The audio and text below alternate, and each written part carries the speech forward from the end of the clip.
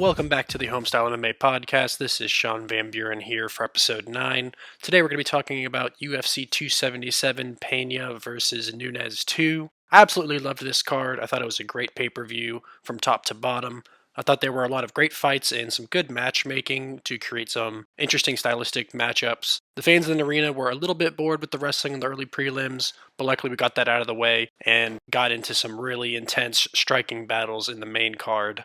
I personally appreciated the martial arts taking place from bottom to the top of the card, but the prelims really built on each other, accumulating into two fantastic final fights of the night. We're going to start off with our Bruce Buffer suit watch. He brought the heat as he always does with pay-per-views on Saturday. He typically breaks out his best stuff for these fights. The shirt was just a plain black, but the suit jacket was fire. Navy blue bow tie, navy blue pants. Inside of the jacket was navy blue, so you could see it on the folds on the front, with a nice burgundy red outside on the jacket. It was very, very nice. But with that, let's go ahead and dive into these early prelims.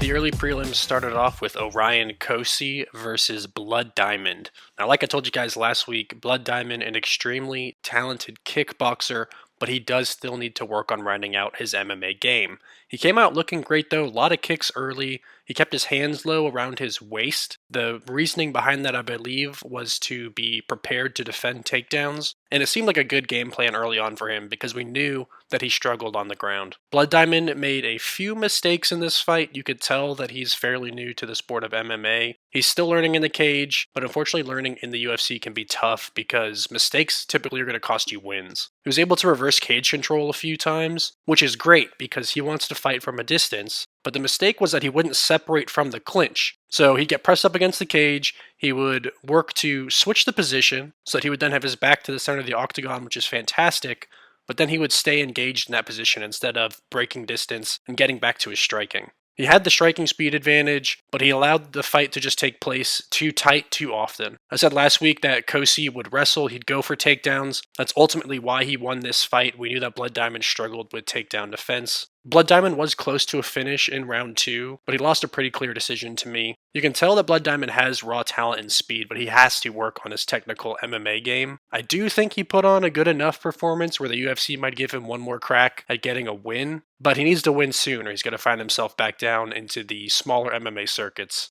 Nikolai Negumereanu versus Ihor Potieria. This was a really good fight. I actually didn't know that much about Nikolai prior to this matchup, and I thought he put on an excellent performance. He closed as the favorite, but we were able to grab him as an underdog. Just comparatively looking at their past fight history, looking at kind of their statistics of those past fights, I felt like he should have been the favorite, so we did grab him as an underdog while he was still there. He went to his wrestling very early, but he set up the shot with a nice punching combo. So that's one thing I noticed immediately with Nikolai is that he mixed his striking and wrestling extremely well. Did a great job throwing shots while grappling to the takedown. He looked very balanced early in the fight and looked like a very well-rounded MMA fighter. That's going to be a problem for Ihor, and with all the early wrestling from Nikolai, Ihor just seemed a little tired, a little slower towards the end of round 1, and there was still theoretically a lot of fight left to go. Once round 2 started, Nikolai just let it all go. Ihor was tired. Credit Ihor for not going down, but Nikolai did get the standing TKO, and it was a very good stoppage by the ref. He was taking punishment on the feet as Nikolai just unloaded punches at the end, and Nikolai looked great. He looked great on the feet. He looked great with his grappling. And we were on the win column with our bets, so I was very happy with it. Nikolai now has 4 wins in a row in the UFC, and he's due for a larger matchup in his next fight out. Jocelyn Edwards versus Ji-Yeon Kim. This fight went about as I expected. I didn't quite expect too much from these women as far as any real dominant area in this fight. Both women were pretty even on the feet early, but Jocelyn Edwards was doing a good job using a little bit more of a variety in her strikes, and I think that gave her a little bit of an advantage because Kim was just throwing punches for the most part. She had good lateral movement, very good lateral movement, but she wasn't really offering a variety of strikes, so Edwards was kind of able to see the punches coming. Edwards had a lot of volume. She won round 1. She was kicking really well, and that continued to give her an edge throughout most of the fight because, again, Kim was just using those punching attacks. Round 2 was pretty close. I gave the edge to Edwards, but Kim did start to get going in round 2. She may have had the more impactful strikes of round 2, so it really could have gone either way. But in the third round, Edwards had a big takedown, submission attempt, strong striking. She won that round, no doubt in my mind, to get the scorecards 29-28. The judging throughout the night was a little bit odd. This is the first instance where we were kind of scratching our heads. One judge did give Kim the win, 29-28, which I thought was pretty crazy. I thought it was a pretty clear 29-28 Edwards, but one judge even gave it to 30-27 Edwards. So not sure what that one judge was seeing, but luckily, even with the strange scorecards, I thought the right fighter won this fight. Our last early prelim fight ended up being pretty spectacular. We had Adam Fugit versus Michael Morales. Now, Michael Morales is one of the biggest favorites heading into this fight.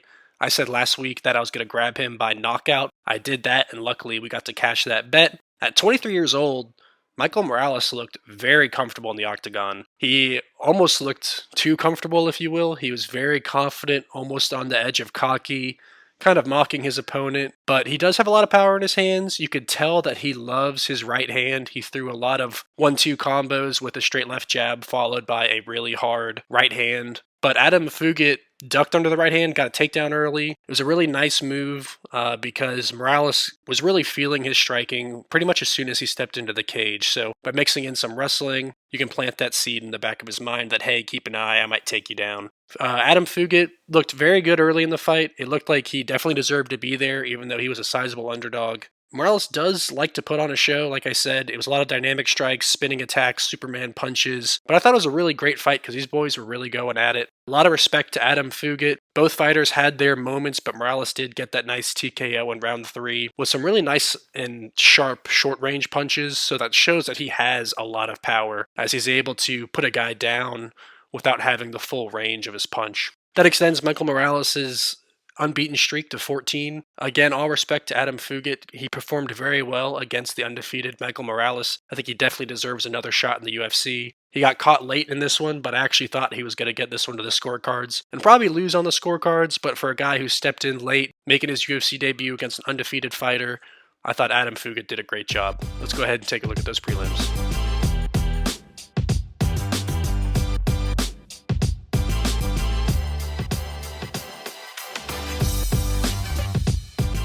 Prelims kicked off with Drakkar Klose versus Rafa Garcia, and this was one of the fights we took a little bit of a gamble on, going with Rafa Garcia, the experienced jiu-jitsu specialist. But Drakkar Klose just had a good game plan in this fight. Very early on, he was applying pressure. He was driving Rafa Garcia backwards, and that's how you slow down a wrestler. It's hard to land takedowns while going backwards. People who train wrestling are used to going forward to get those takedowns, so it's very tough to get a takedown when you're going backwards. Klose had some good transitions between his striking and his takedown attempts, but Garcia was just pretty sound defensively early on. It was a pretty good fight through round 1, but surprisingly, Drakkar Klose actually got takedowns in round 1. I thought that would really benefit Garcia, but then Garcia had the more impactful strikes, so they were opposite fighters in round 1 than what I typically expected, but I did give Drakkar Klose the win in round 1. Very close start to the fight. I was a little surprised by how much Drakkar Klose wanted to wrestle, just because of the threat that Rafa Garcia had on the ground. He initiated the wrestling situations much more than Rafa Garcia, but Garcia did get a nice double leg takedown in round 2. One thing that the announcers were talking about as well, and I tended to agree with, the ref had a pretty early stand-up from that position, which was pretty disadvantageous for Garcia. I think he still won the round going into round 3 tied up, so it was a very close fight, very even fight. But Garcia did start to look a little tired in round 3. Drakkar Klose continued to use that pressure that he had in round 1 as a weapon to find holes in Garcia's defense late in this fight. And I think it took round 3 to win 29-28. It was a good start to the prelims, and Drakkar Klose really showed that he has improved with his wrestling and that he could hang with well-rounded MMA fighters. The big boys Don'Tale Mayes versus Hamdi Abdelwahab. This was a frustrating fight for me to watch as we had money on Don'Tale Mayes, but I was incredibly impressed with Hamdi Abdelwahab. The big boys were throwing heavy and early in this one. Hamdi would sit down on his punches, and he threw with tremendous power. He actually stumbled Dontel Mays with a punch that missed his head and hit him in the shoulder. So that's how you could really tell that Hamdi had serious power. Hamdi Abdelwahab dropped Mays, jumped on him in round 1 with a ton of strikes, added a takedown throw onto the end of it. It was all very impressive and very heavy Hamdi's way in round 1. The early action did make the big boys a little bit tired as the fight drew on, but they never lost their power. Hamdi looked like he had the power advantage, and Mays was just not using the length to his advantage at all. He had a huge reach advantage, but he was not using the jab efficiently. Whenever Mays threw punches, he'd find himself in Hamdi's range as well, so Hamdi would throw aggressively hard counter strikes right back at him. So anytime Mays would land a shot, land something big, Hamdi would be right there to counter. Now, Mays did land some pretty big shots, and his left hand closed up Hamdi's eye in round 2, but the guy had incredible fight, never gave up, fought through probably some blurry vision, probably couldn't see that well, but he was able to keep going. Mays did use body kicks very effectively in round 2. That started to turn Hamdi's ribs pretty red. I did say last week that I wanted Mays to use a lot of body kicks in this fight. He kind of just did it in round 2. He needed to keep it going throughout the fight. He threw them in round 3, but they were getting pretty sloppy as he got tired. Mays did some kind of weird, terrible takedown attempt late in round 2, and Hamdi actually got on top. So there was a chance that Hamdi won round 2 as well, but I still gave it to Mays. But the energy was just fading for Dontel Mays. Hamdi got a pretty easy takedown to start round 3, and he's definitely a legit fighter. I did say his previous opponents, that may have been 1-9. I think they showed on the screen his previous 12 or so opponents were about 500. But he was very good. He was very impressive. He was very smart.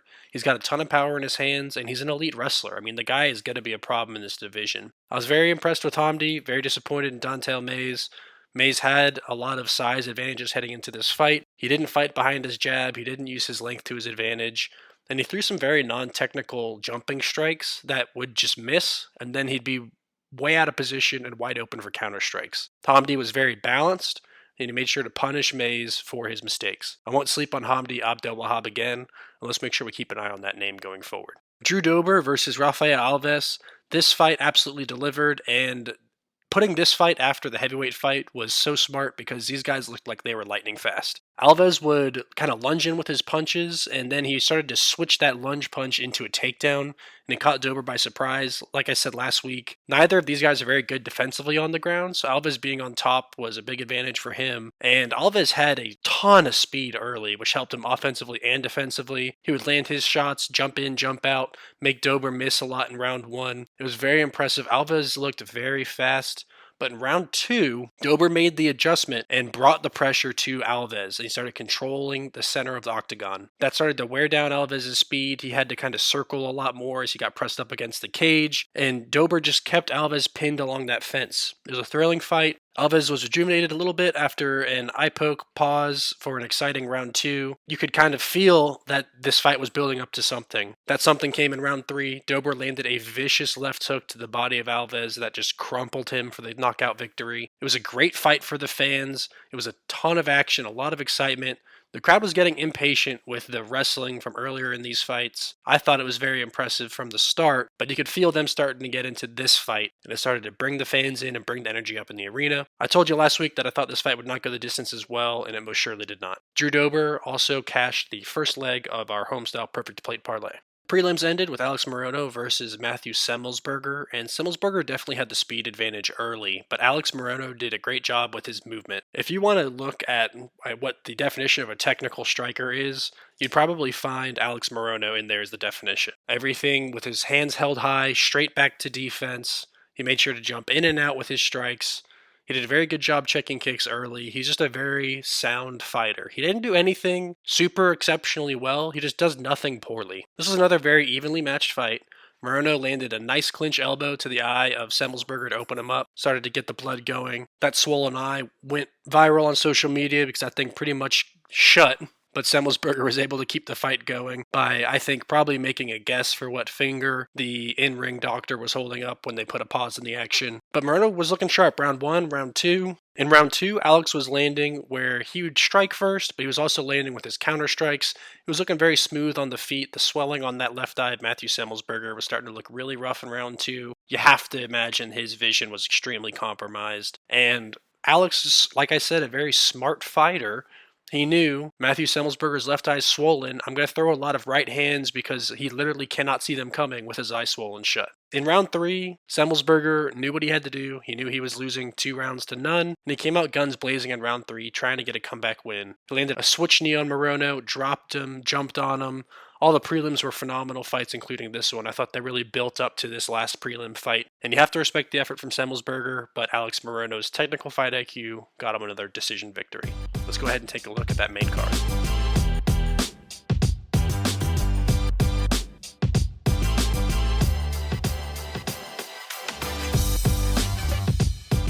The main card started off sad if you were an Anthony Smith fan. Magomed Ankalaev versus Anthony Smith.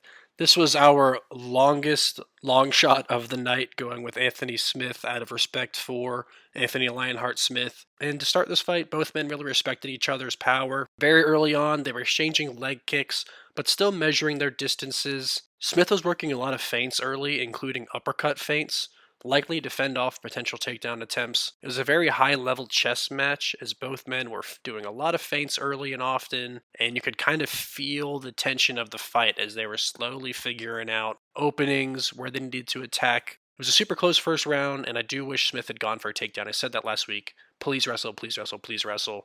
By the time he tried, it seemed like he was already compromised. He fell with 30 seconds left. He rode out that position in round 1, so he finished round 1 on his back. So they might have given that round Ankalaev to some judges, and Smith really can't afford to give away close rounds, so when he did kind of fall to his back at the end of the first round and let it ride out, I don't really know what he was thinking. He's a very smart fighter, but he essentially said, you can have this round. We found out when he went back to his corner, he said ankle to his coaches, some kind of ankle injury, but he finally went for a takedown in round 2. The ankle injury was just too much. He just couldn't get the takedown done.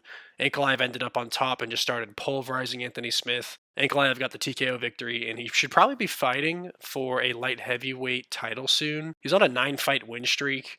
The problem is, like a lot of these bigger divisions, heavyweight, light heavyweight, even middleweight, if you will, they're kind of clogged up at the top with a lot of the same guys or guys that all think they should have the title shot next, so everyone's kind of just waiting around. We'll see what happens with the light heavyweight division. Unfortunately, I think Ankalaev might have to fight one more time, but I don't know if there's any light heavyweights ranked above him that could beat him right now. He's very strong, very well-rounded fighter. As far as Anthony Smith's concerned, I feel like this could be the end of Anthony Smith. He does have a commentary gig lined up now. He's been fighting for a very long time. After the fight, Anthony Smith said his leg was broken, so if so, that could be too much of a rehab to bounce back from at this point in his career. Could be a very sad ending to the career of Anthony Smith, but we'll have to see what happens once we get some x-rays. Alexandre Pantoja versus Alex Perez. I put on verdict, first round submission, Alexandre Pantoja.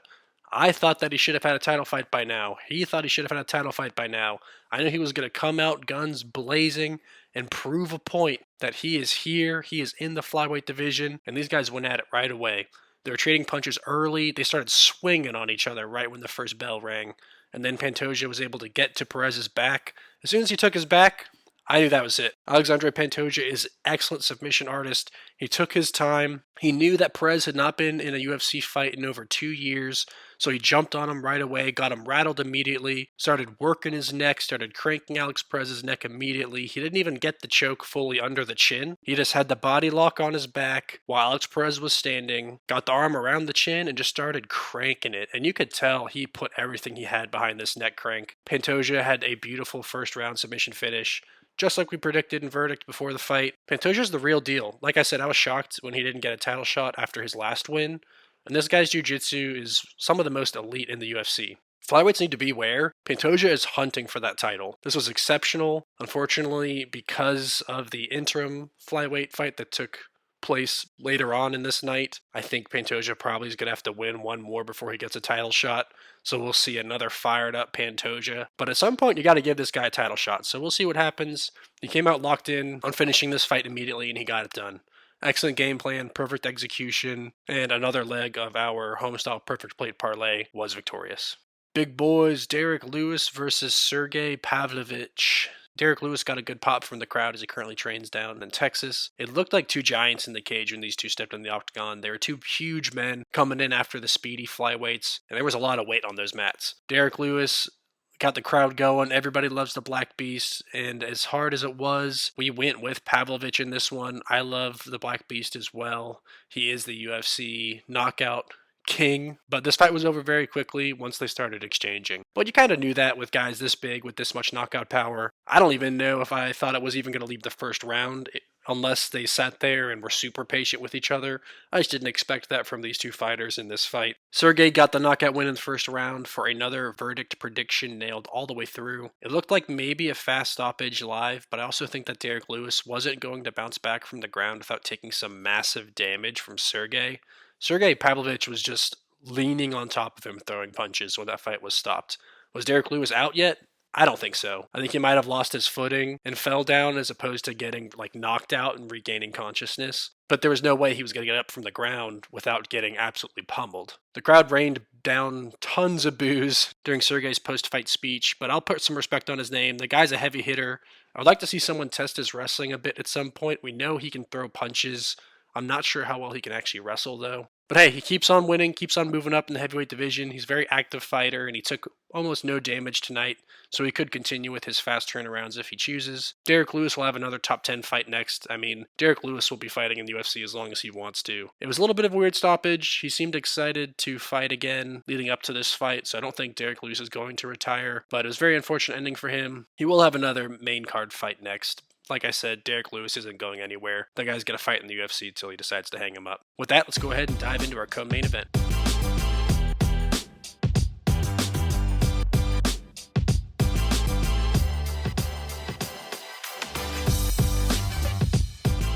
Co-main event was pretty fantastic. We had Brandon Moreno versus KaraFrance for the interim flyweight title. I think everybody was excited for this fight. Everybody knew it would be an edge-of-your-seat, thrilling fight from start to finish for however long it lasted. I was a little bit surprised at how much they just kind of felt each other out in round one. The fight started a little slow, which surprised me for guys that have such high volume and such fast pace. But KaraFrance got the kicks going early in this one, which was nice. He used very efficient kicks, and Brandon Moreno was doing his best to dodge them, but when they landed, they were pretty hard. It was almost like in round one that each guy was a little bit surprised of the other guy's speed. So it was very interesting. These are very high-skill fighters in this one. They're both going to be around the top of the division for a long time going forward, but the crowd was really into this fight, which just added to the intensity. It was a very close first round. I think I was leaning Moreno in round one, but Kai probably had the largest impact shots, so pretty close. I gave it to Moreno for his higher volume. But again, very close fight, very evenly skilled fighters. Brandon Moreno had nice clinch control in round two, threw some nice elbows. KaraFrance continued to land very heavy leg kicks. These guys were very well balanced against each other. You know that at City Kickboxing, KaraFrance have been training a ton of those leg kicks with teammates and champions Alex Volkanovski and Israel Adesanya. Another very close round with round two. I gave the edge to Brandon Moreno because he had some great movement in round two to make KaraFrance miss a lot of shots. That was kind of tough to tell watching it live, but I did notice that Brandon Moreno was using efficient movement. It was a very close fight though, and I was wondering when those leg kicks would start to pay off for KaraFrance. Each time you land one of those kicks, it's a deposit for later on in the fight. Unfortunately, the fight didn't get far enough for KaraFrance to cash in on those deposits. KaraFrance got a takedown in round three, and I thought it was a pretty weird decision. I thought he was fighting pretty well on the feet. I thought he should have kept it there. But it turns out it worked out because he was able to use that position to open up a cut on Brandon Moreno under the right eye. KaraFrance got the blood going, started to land his strikes really well in round three, and was pulling Moreno into a dogfight. Problem was, Brandon Moreno's got that dog in him too. Brandon Moreno landed a hard body kick with his left leg that dropped KaraFrance. Moreno jumped on him and got the knockout victory. The kick was brutal, it was loud, the fans loved it. The ribs on KaraFrance were already a deep red when they raised Moreno's hand, and it was an impressive win for Moreno as he was the interim flyweight title champion. Looks like we're getting another fight with Figueiredo. Personally, I don't mind it at all because those two guys are such elite fighters. You know it's going to be another fantastic fight, and Brandon Moreno cashed the Homestyle Perfect Plate Parlay final leg. Our last fight of the night was the women's bantamweight title fight rematch, Juliana Pena versus Amanda Nunes 2. And this fight was surprising, but I guess maybe it shouldn't have been. Amanda looked much bigger than Juliana Pena in this rematch, Both women were very measured in this fight, making sure to throw offense with defense right behind it for the counters. They were fairly cautious in round one. The biggest story of this fight was that Amanda fought southpaw, which was an interesting adjustment from the first fight, but it paid off very well. I don't know what they saw in their film study from the first fight or whenever it was, but they thought that if Amanda went southpaw, it would make the difference on the feet, and it very clearly did. It caught Juliana Pena way off guard, and the short lead right hook that Amanda threw all night long did a ton of damage to Juliana Pena. Both women were throwing leather in round one. Pena's coaches were calling for clinch in round two to counter Amanda into southpaw. It was all about trying to figure out this southpaw Amanda Nunes. Juliana came out in round two with a lot more feints and a slightly lower stance, so you thought that she'd maybe start to shoot for something, but Amanda dropped Pena early in round two with that lead right hand, then knocked her clean off her feet with another counter right hand. Then she dropped her a third time with a straight left hand, and I gave Amanda a 10-8 in round two. It was a dominant round, dropped her 3 times. It was the first time anyone had been dropped 3 times in, I believe, a women's UFC fight, but that could be for any UFC fight, to be honest. Juliana Pena, incredibly tough because most other fighters would have stayed down after being dropped that many times in one round, but she kept on getting up. She is truly a fighter. Amanda got a takedown in round 3, and Juliana was working very hard for submissions on the ground. Amanda used that top position, though, to rain down elbows. I had another 10-8 for Amanda in round 3 because of the top control and the damage as she started to open up Juliana Pena. In round 4, it was much of the same. Amanda got a fast takedown. It's a risky game for Amanda to play because Juliana is very good at submissions, and she was constantly going for them. She knew she was down in the fight. She was going for any submission she could try to get. She almost had an armbar locked in round 4, but Juliana Pena had almost no strikes, if not 0, in round 4. So I gave another 10-8 to Amanda Nunes, and the Lioness was mauling Juliana Pena in this one. Juliana could not be put away. She did not stop trying to win this fight. The announcers were telling us the whole time, that is Juliana. We all knew that coming into this fight, and she truly has the heart of a warrior. You have to give a lot of credit to Juliana Pena for that, but she did also take a tremendous amount of damage. Amanda Nunes wanted to prove a point with this fight by beating Juliana on the ground, and she beat her on the feet hard for 2 rounds, and then beat her on the ground for the last 3. The GOAT takes back her crown. I had Amanda winning by a staggering 50-41 scorecard. I believe after the first round, I had 10-8s for Amanda across the board. She was amazing. Props to Juliana Pena. She never stopped trying, but Amanda showed that she's the greatest ever for a reason. Let's go ahead and review those bets.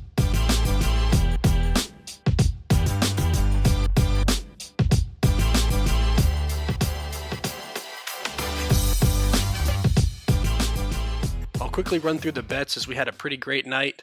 Orion Klose versus Blood Diamond started with a loss, but we won. Nikolai Negumarianu versus Ihor Potieria as an underdog. We grabbed him early, so we got that impressive win via the TKO. Jocelyn Edwards, we won versus Ji Yeon Kim. And Michael Morales, we did grab him by knockout for -150. We got that win as well against Adam Fugat, who had a good performance. In the prelims, Drakkar Klose versus Rafa Garcia. We lost Rafa Garcia moneyline +190 as an underdog.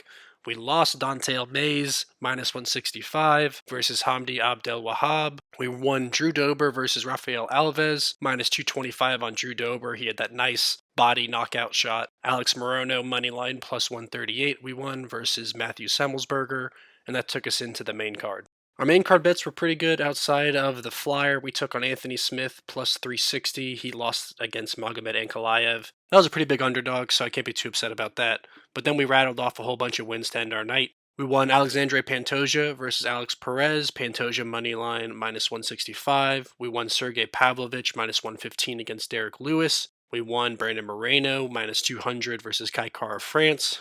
And we won Amanda Nunes moneyline -275, the Lioness versus Juliana Pena. All in on the night, we went 9 for 4 with our fight bets and finished up 2.62 units.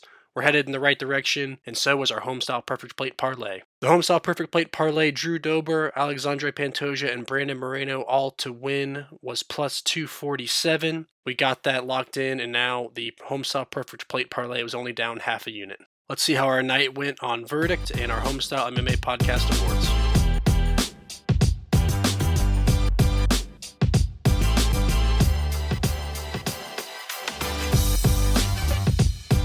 With our our success on the main card on Saturday, we had a pretty good night on verdict. We received a bronze trophy for being the top 60%. We missed out on points with Smith over Ankalaev, but we got Pantoja by first round submission and Pavlovich by first round knockout, both spot on predictions. We got points for Brandon Moreno winning and Amanda Nunes winning, but we had the methods and rounds incorrect. Still a lot of green on the scorecards to get us a bronze trophy. The Homestyle MMA Podcast Awards, we have early prelims, and main card. So our smooth buttery biscuits early prelims performance of the night is going to Nikolai Negumarianu. I thought he had a great performance. Our mac and cheese prelims performance of the night is going to Hamdi Abdelwahab. Hamdi, I should have had more respect on you heading into this one. You are truly a good fighter and someone to keep an eye on with both your power and your wrestling. And our chicken and dumplings main card performance of the night, how could I give it to anyone other than Amanda Nunes? She was absolutely dominant in a title fight. Truly impressive. Maybe what we should have seen the first time these two women faced, but Juliana bested her that night, and Amanda would not allow herself to lose 2 nights in a row. Let's take a look at our final thoughts.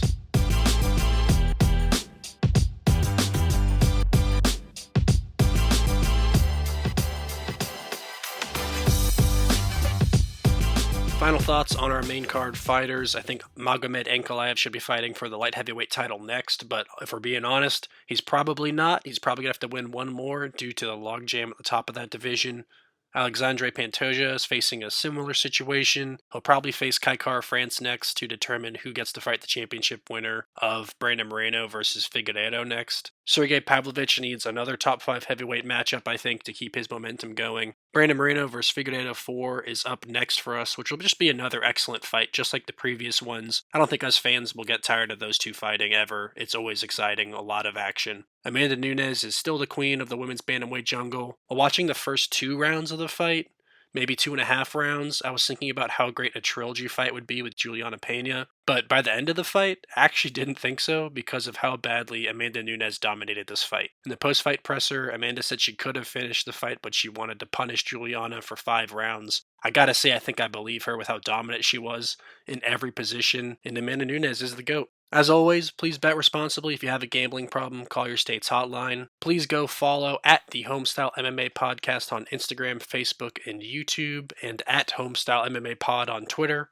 Check out the HomestyleMMAPodcast.podbean.com for additional information about the podcast and where you can listen. I'll continue to grow content on social media as we get further into this podcasting journey. We've had a lot of interaction with Verdict. They shared our picks before the fight again this week on Instagram. If you enjoyed today's podcast, please subscribe, like, comment, and review.